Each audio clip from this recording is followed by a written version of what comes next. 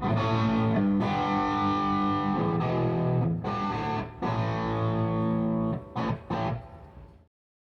this is Rebecca Dirks for PremierGuitar.com. We are here at Fender's pre-NAMM party, checking out some of the most gorgeous guitars that we've ever seen at the Fender Custom Shop. I'm here with Yuri Shishkov, and you have easily the most eye-catching guitar here at the show that just sold for $120,000. So you're probably pretty excited.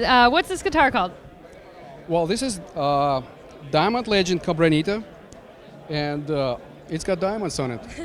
So you want to talk about the design and construction of the guitar, how you put this together and everything? Well, the design, it just simply, comes together and kind of naturally. You're not just put special effort into like, well, I want to do it like this or like that. It just happens. The whole process of making it is involved a lot of jewelry work, obviously, because what we did, we just purchased loose diamonds.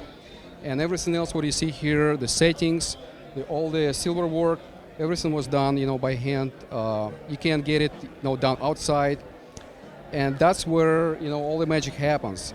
That's what's beautiful about that. That you're not asking somebody to do it for you; you just do it yourself. So these fine lines, that's silver. Yes, this is fine silver wire, and the way it's accomplished is you create a channel. What you see actually, what you're looking at. Actually a channel which is made with a special knife, and once that channel is created with a knife that got really small blade, you hammer the wire, which looks like ribbon, into the wood. So there is no glue, there is no adhesive, it just holds by a natural force like a nail. And that's on the fretboard as well. It's on a fingerboard, and it's on a cross, and it's also on the back of the guitar. So the entire instrument is got in a headstock as well. So the whole logo is done in that silver. Yes, it's also silver logo. So now the basics of the guitar, this is based on the Cabranita. It has TV Jones. Cabranita and TV Jones pickups. There is practically no difference between this guitar and the guitar that we sell to the public, a regular guitar. Except, the diamonds and the except silver. The bling. And beautiful wood choices as well on that. Yeah, this is master grade, exhibition grade, flamey quilt maple. You can't tell it's a flame. You can't tell it's a quilt because it's got both of the best world, and it's a front and back, and between is a select alder. Really light and beautiful material. So how many diamonds is that?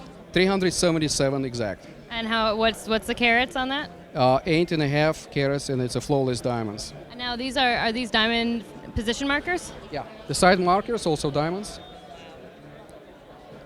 So when you how long does it take you to put something like this together? It took about full time of 2 months to build this guitar. That's incredible. So when you work on something this long and put that much love and heart into it, is it hard to see it go out the door? Not really. You're looking forward for another project. Yeah, sure. Well, somebody is going to love it very much. I hope so. Well, thank you very much for taking some time to talk to us about this beautiful instrument. All right, so now we're here with Dennis Galuska, who also has a very eye-catching Fender Custom Shop model for the show. What's going on with this double neck here?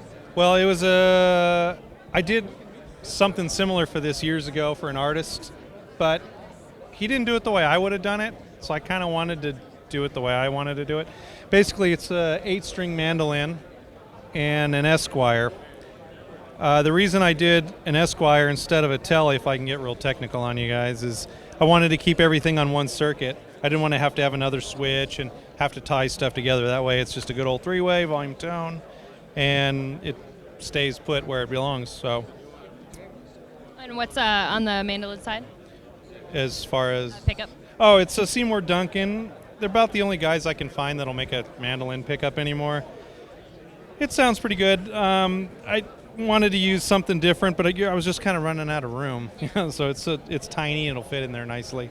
So what kind of special considerations do you have to do for putting two instruments like this together? What were you doing differently from the one that you made before? Well, they're both handmade completely. I mean, we don't have a computer program that'll make anything like this, so I got to sit down with straight edges and good old bandsaw, good old-fashioned guitar making, which we really prefer to do.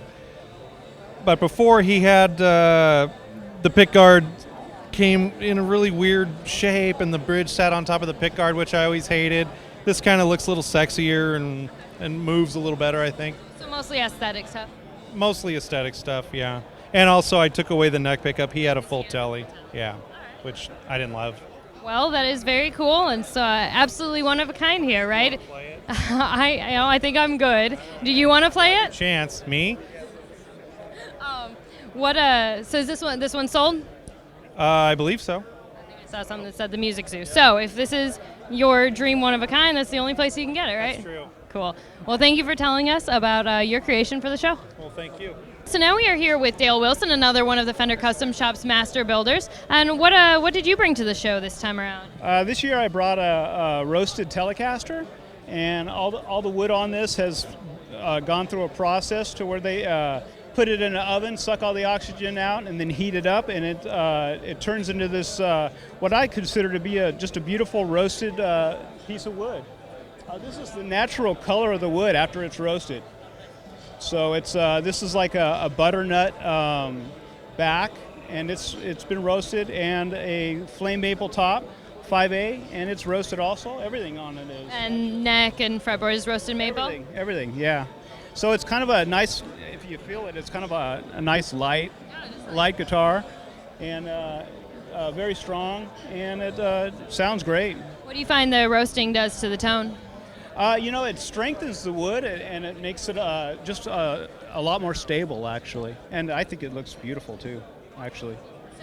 So are you guys going to be making a number of these, or is this the only one? Well, I want to make as many as possible, actually. So it looks like I got a good response on this guitar, so hopefully I will be through the year. So we're going to be seeing this as something that may be coming out of the custom shop more. Yeah, hopefully more, yeah. Awesome. Well, thank you for taking some time to tell us about it.